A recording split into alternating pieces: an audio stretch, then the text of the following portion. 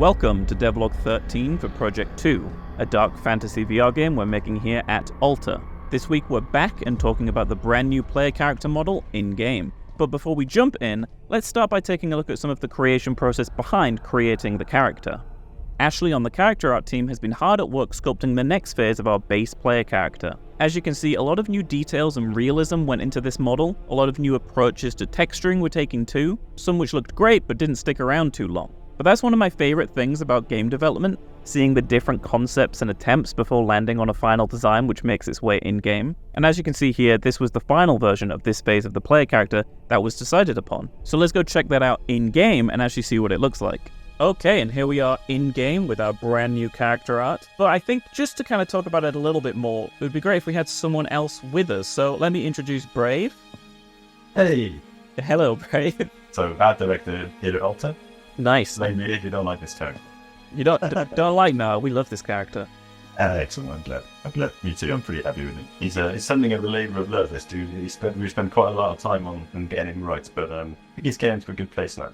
Yeah, I agree. I think a lot of people who have been watching the devlogs have seen the character go through a different phase already, a few different phases actually. Yeah. Let's talk about a little bit about going from that first phase when we first saw this style of character come into the game to this version that we have here. Yeah, so, my style of game development that I try to impress on everybody is like kind of Bosch mode, which would be like, let's just build something quick, get it in and see if people like it, see if it's performing in the game. So that was what people used to see, and was like our first pass of the character was never meant to be like what the final character was going to look like. So we established that he was quite appealing, so we wanted to then go ahead and do like a more quality looking version of that character. So that's what we've been working on for the last 2 or 3 months to get to where we are with this dude now. Yeah, I think he looks great. I think a lot of people will see him instantly and sort of get an idea for where we're going with the art style and the art direction a little bit, because if people go back to those very first devlogs, everything's a little bit more stylized, but obviously there is very much a different style going in here. And it's interesting, we're looking at kind of an NPC here, but you're also this character because this is what we look like and this is us. Yeah. I mean, you can point on yourself or on the character if you want to talk about a little bit about the goals of, I guess, character art in general for P2.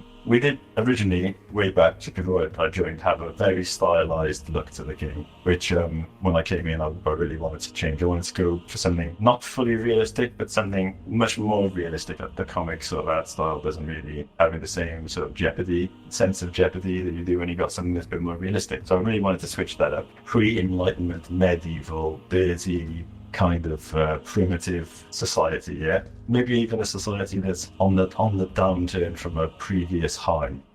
So these guys are living like a hard life, basically, and I wanted to really depict that in the character. The reason they've got this particular shaved-headed look is not only because it's pretty useful for performance, not to have lots of flowing locks, but also I wanted everyone to feel like they're part of the same team, so we got this entity within the law, which is called the Order, and this is what your character would belong to, and these guys are fighting the enemy in the dungeon, basically.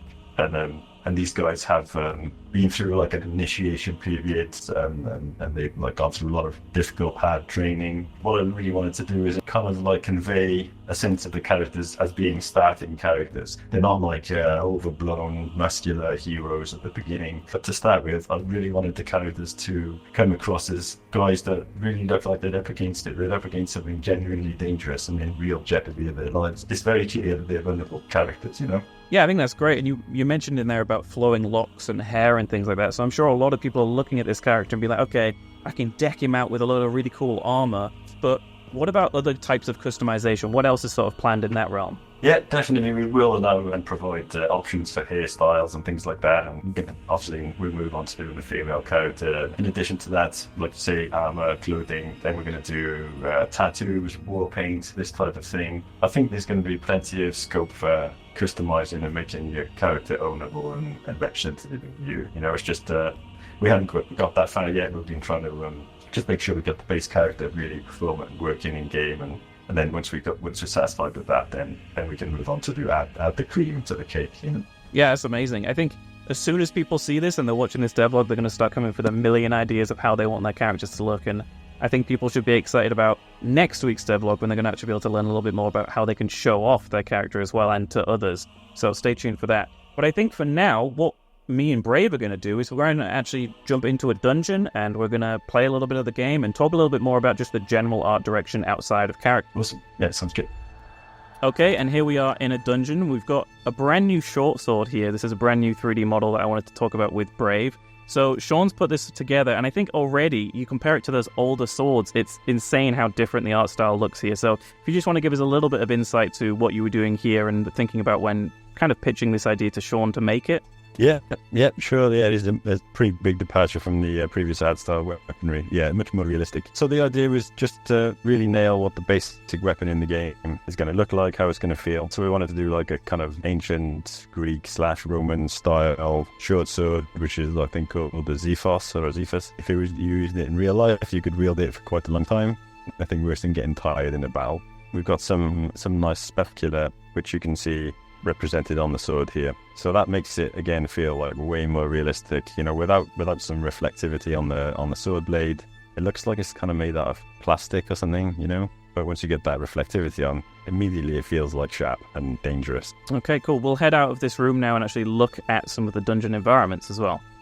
Okay, and here we go. Here's one of the rooms in the dungeon. In the last devlog, we talked a lot about light and dark, so I'd love to hear your perspective on that, Brave, and talk about a little bit about the environment art and the direction that the art for the environments is going. Yeah, absolutely. The overarching theme is, of course, this sort of medieval environment, and it's a very dangerous environment as well. So we're really trying to do a lot with the light and shade, and it's early days, so we're not actually able to tell a story with it yet, because we're working on a lot of technical things that just early days building levels and stuff. But the intention is to use like a flow of light and dark and mid-lit areas in order to help influence the mood of the player in any given moment of the gameplay, and we really want to make quite a lot of the handheld torch, and maybe even candles and lanterns and things like that as well. We're envisioning some like high jeopardy moments where you're in a completely dark room and your candle might be burning down or your torch might be running out, and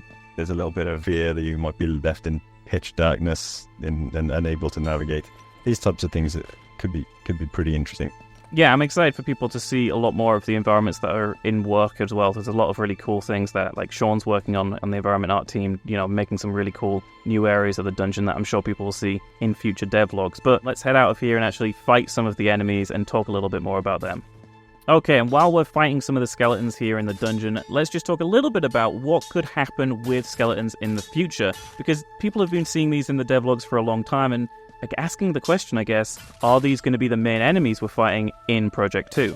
Well, actually, no, they're not. These are probably the last legacy element from the previous art style. You can see particularly close up that the art style and the skeletons is very different to what we have in the characters, the environment right now. They're just useful for testing right now. We've got them and we don't have to put any effort into them, so we can use them for combat, etc. right now. And we do have a new set of enemies which are in concept. Some of them are pretty final in terms of the design, others in the early stages. I don't think there'll be a massive departure from what we got with the skeletons. They will be bipedal or humanoid. We're calling them ghouls for now. They won't be exactly like the ghouls you might think of when you hear that word. They're quite animalistic creatures, a little skull-like, a little bat-like. Let's just leave it there, but we'll show the concept art soon. But yeah, I think they're going to be nasty little devils that you're going to enjoy fighting. And then there's other different types as well, like smaller, more primitive minions, and then we got like a whole raft of bosses and stuff that we're working on as well. Nice, yeah. Well, thanks for joining us this week on the Devlog, Brave. It's been great, and I'm sure everyone's been really sort of informed, and now they know a lot of things to expect. If anyone has any specific questions they have about art, leave them in the comments below, and I'm sure Brave will happily give me an answer and I can reply and let you all know if it's a question we can answer right now. Definitely, and thanks very much, Matt. It's been an absolute pleasure. And there we go, that's it for this week's devlog. I know there's been a little bit of a wait between these last couple of devlogs, but hopefully this jam-packed devlog all about the art direction of the game was worth the wait for you all. As always, let us know what you thought to this devlog and leave your feedback on the character art and the general art direction you saw and heard about down in the comments below. I look forward to reading what you all thought, and I can't wait to show you even more in future devlogs. And if you want to see those devlogs, remember to subscribe and like this video so you can keep up to date with all things Project 2 going forward. We also have a Discord server for Project 2. You can join via the link on the screen, or click the link in the description, and let us know what you think to what we've shown of the game so far, and chat with others watching the game develop too. Thanks again for watching this week's devlog for Project 2, and see you all in the next one.